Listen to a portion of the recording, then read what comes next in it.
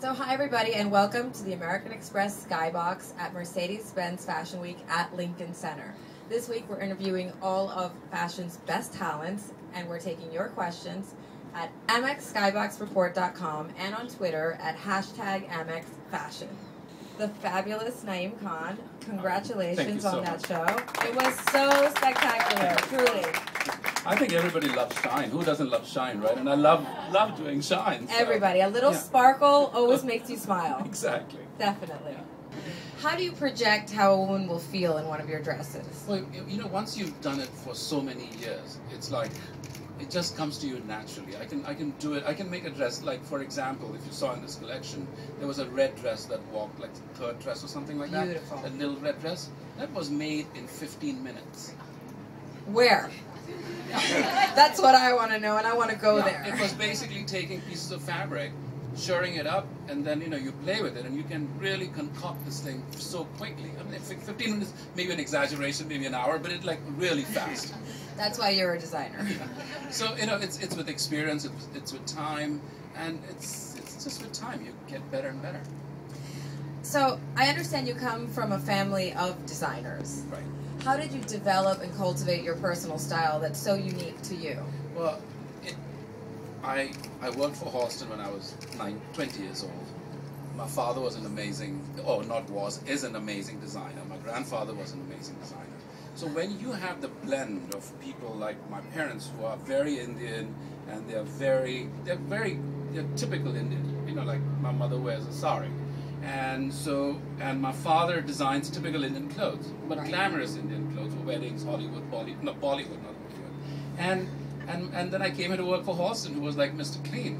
So it was the blend of the two. So who I am is a blend of those two cultures, of India meets America. It's a fantastic juxtaposition that works really well. Thank you. And also with time, when you dress so many women in your life, that you understand society, you understand how women wear these things, where they wear these things, colors, and once you get all that formula together right, it's kind of not that difficult. Well, you definitely make it look effortless. I'm sure most of us wouldn't feel that way. What advice would you give to a young designer starting out today? You have to give time, you have to pursue art, you have to work hard, and you have to really think out of the box. You come out of school, you're taught in a certain way, but you have to think differently because the competition is tough. There's so many people who are making beautiful things. How do you make your mark? You have to think out of the box, and there's no remedy. I mean, it's hard work, hard work, hard work. Distinguish yourself from everybody else is what you're saying. Totally, yeah. But hard work is very important. I mean, you have to be totally dedicated. It's about when you keep making dresses or you start playing with fabrics. For example, if you looked in my collection, there were certain organzas or certain files that only push and pull in a certain way. And if you don't know how to put that, you play with that fabric, if you don't stitch it right or you form it right, it never works. Fabric talks to you. Yes. And I sound like a madman that fabric's talking to me. No, definitely not a mad genius after that collection. But, you know, fabric does talk to you. There are times I leave a fabric on a mannequin in front of my desk for several days, and I won't know what to do with it. But while I might be doing administrative work, it'll come to me. Oh my God, I think I should do this. And then it comes.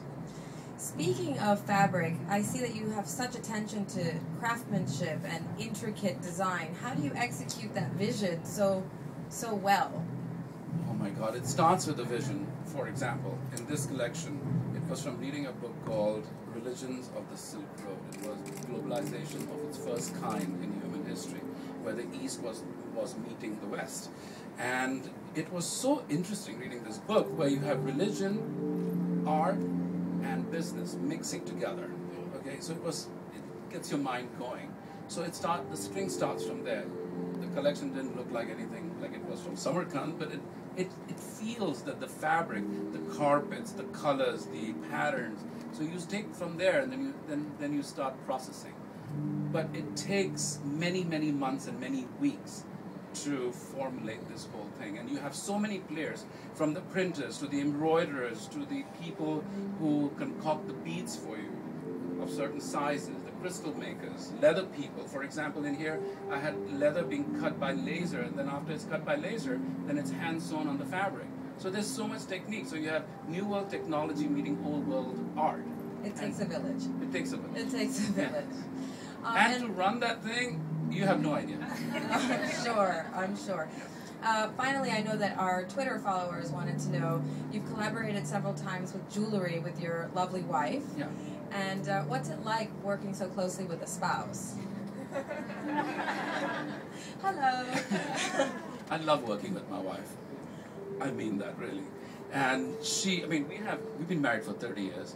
So to me, congratulations. So, it's not even work. I mean, the way that with the two of us, the way we work is so easy. But we give each other space. What Ranjana does.